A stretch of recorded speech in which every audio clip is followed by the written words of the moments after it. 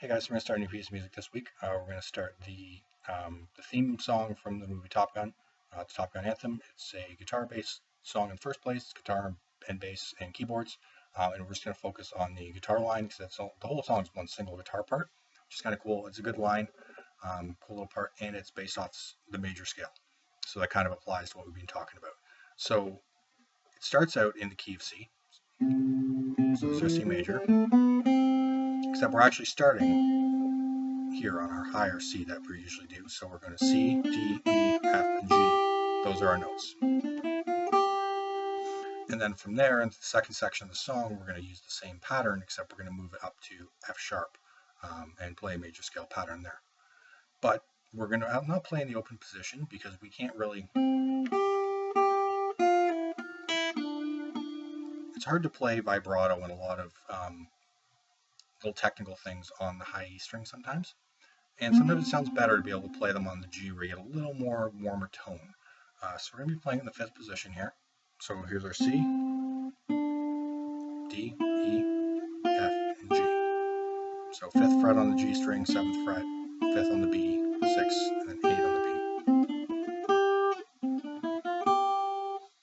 B. Okay? Now, let's look at the music for a second. As you'll see, there's a lot of little notations here. Okay? So where you see the slash going into it, that means slide in. Okay? The little wavy line is vibrato, which I'll discuss in a minute. And then if there's you got P is pull off, and if there's an H, it's hammer on. Okay? And that's what really adds to this song. So I could play the straight notes, and I'll just demonstrate here. If I play...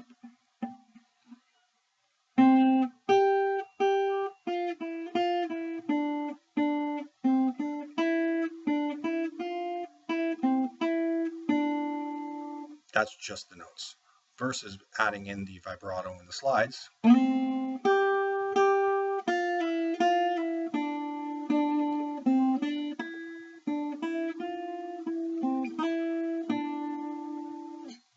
So here there is a distinct difference, and those are the kind of little things that's fun to learn how to add into guitar to make it a little more interesting. Even if you're holding a note, giving it some vibrato can actually give it more sustain if you're worried about the note ringing out long enough. So vibrato, basically, you're just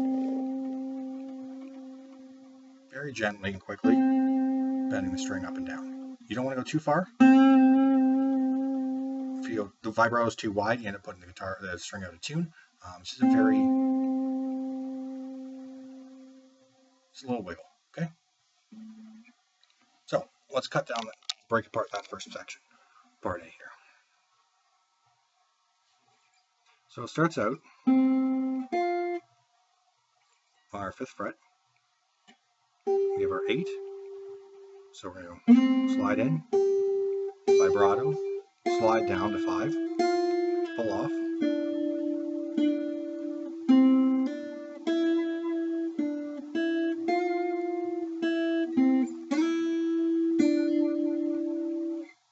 So you'll see the slash running into a note. That means slide into it.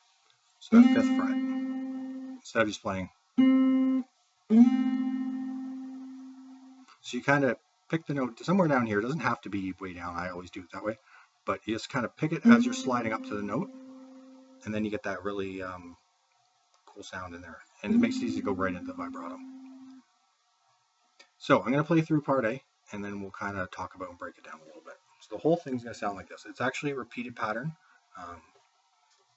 First 3 bars are the same both times, and then it's just the ending of it. Okay, so it sounds like this.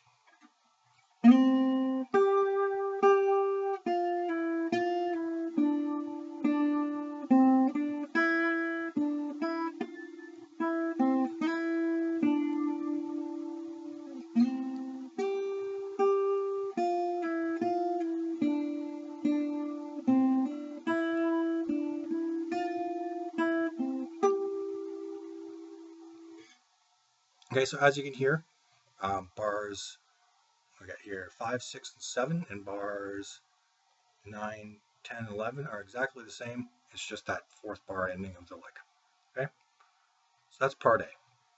Now to get into part B, as I said, we were playing before. We were in C. What we're going to do is move the whole thing up to F sharp.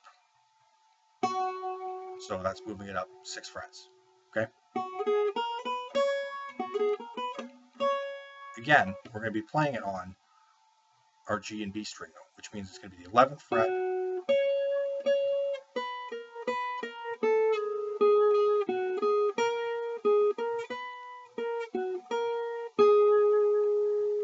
so the pattern stays exactly the same. That's one of the reasons why I did not adjust this. You could play it and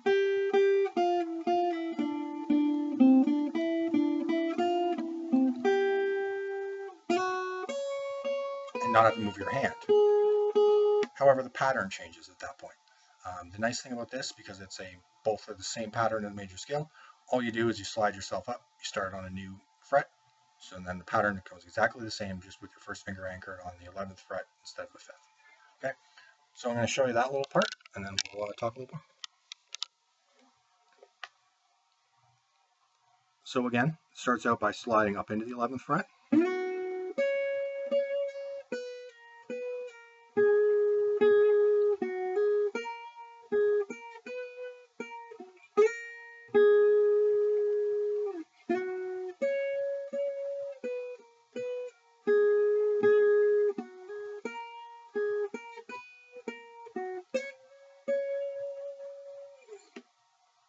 Okay, and then from there it goes back into part A.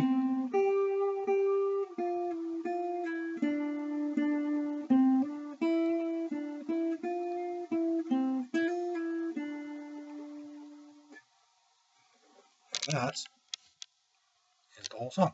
But what we're going to learn this week. So we have part A goes into B and back into A, and we're going to leave it there, and we'll work on next week's C, and then we'll kind of go over the last little part of the song. The last repetition of part A, there's a bit of a different ending. Okay. So now, as far as the bass part goes, it is pretty straightforward. It's a whole bunch of whole notes. So we're going to be following just a different pattern here, depending on, again, what key we're in. So for part A, we're in C. We're going to be basing off our 3rd fret on our A string, then 5th fret,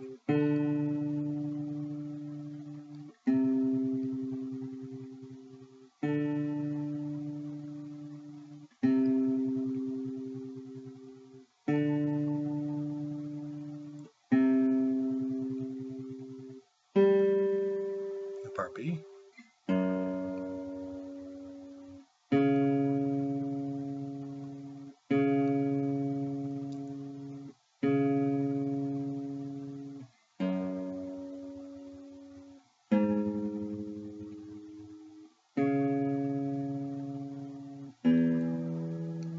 back to A,